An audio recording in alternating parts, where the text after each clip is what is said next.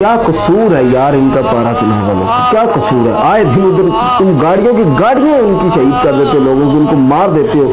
क्या वो इंसान नहीं है? वो मुसलमान नहीं है? वो कलमा गो नहीं है? कौन सी बात करते हो? ऊपर से कहते हो हम मुसलमान हैं, हमने मारा, और तुम खारजी हो।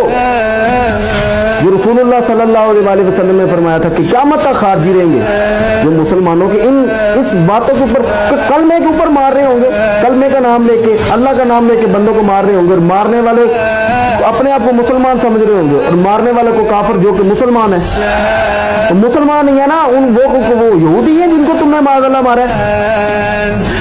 क्या उनका कसूर है? सिर्फ रसूलुल्लाह सल्लल्लाहु अलैहि वसल्लम की औलाद से मोहब्बत करते हैं। आज भी उनके कफनों के ऊपर लब्बैक या हुसैन लिखा हुआ है। अली वालों को मौत से डराते हो? कभी भी वो मौत से नहीं डरेंगे, ये याद रखना। वो अपने आज़म रखते हैं कि यार अगर हुजूर की औलाद से मोहब्बत करना तो हमें मौत से किस चीज का डर है।